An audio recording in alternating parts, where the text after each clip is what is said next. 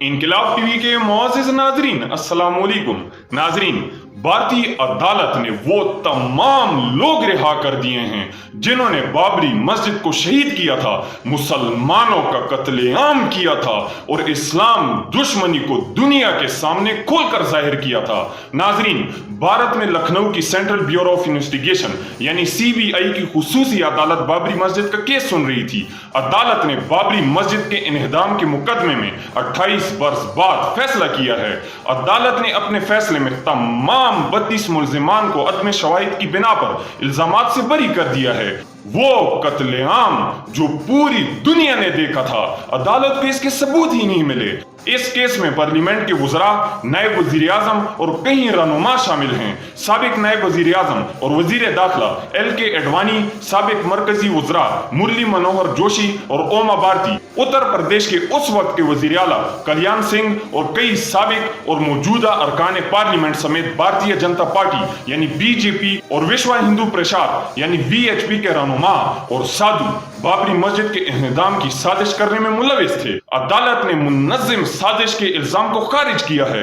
अदालत के मुताबिक इल्जामात साबित नहीं हुए हैं। CBI के जज SK यादव के मुताबिक बाबरी मस्जिद का इन्हदाम मुनज़्ज़िम मंसूबाबंदी के नतीजे में नहीं हुआ था, बल्कि इमारत अचानक चंद लम्हे में गिराई गई थी। जिन लोगों को मुल्जिम बनाया गया था वो दरअसल इमारत को इन्हदाम से बचाने की कोशिश कर रहे थे। यानी सब कुछ हुकूमत की नाक के नीचे हुआ, लेकिन हुकूमत को पता ही नहीं था। जज ने विश्व हिंदू परिषद यानी VHP को भी बरजिम्मा करार दिया, जो तंजीम मुसलमान दुश्मनी का खुल्लम खुला प्रचार करती है, इसे भी बरी किया गया। फैसले के मुताबिक बाबरी मस्जिद के इन्हदाम में बरे रास्त या बिला वास्ता इसका कोई किरदार नहीं था। मस्जिद के गुंबद पर चढ़ने वाली भी गैर समाजी अनासिर थे। नाजरीन, आपको बताते चलें कि विश्व हिंदू परिषद यानी VHP ने ही राम मंदिर तहरीक का आगाज किया था। बाद में भारतीय जनता पार्टी यानी BJP भी इसमें शामिल हो गई थी। अदालत ने कहा है कि मुल्जिमों के खिलाफ सबूत नहीं पेश किए गए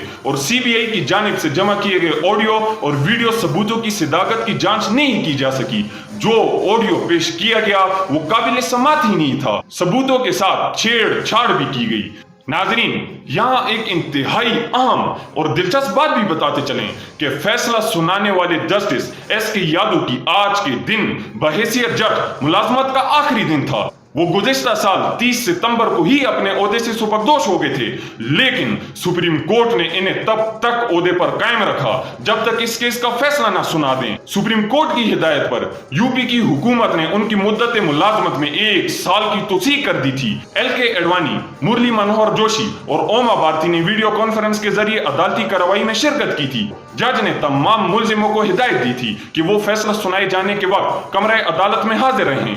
नाजरीन, इस केस को इतना घसीटा गया कि कुछ मुल्जिमान तो कुदरती मौत ही मर गए।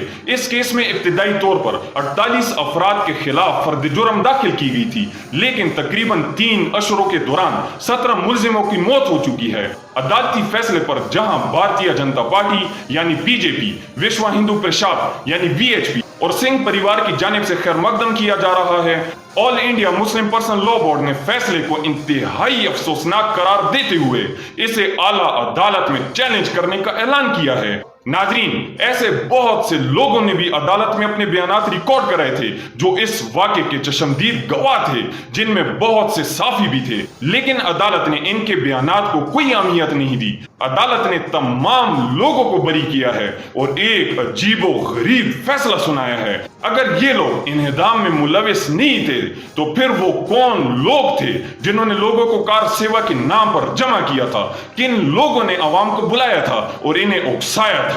लोग वहां फावड़े और कताले लेकर आए, रस्सियां लेकर आए। एक रोज कबल मस्जिद को मुनहदिम करने की रिहर्सल के सबूत भी मौजूद हैं। 1990 में किसने रथ यात्रा निकाली थी? किसने अदालत में हल्फनामा दिया था कि कुछ नहीं होगा, बाबरी मस्जिद की एक ईंट को भी नुकसान नहीं पहुंचेगा? इसके बावजूद ये कहना कि BJP, VHP और RSS का इन्हदाम में कोई हाथ नहीं था, अजीबो गरीब है।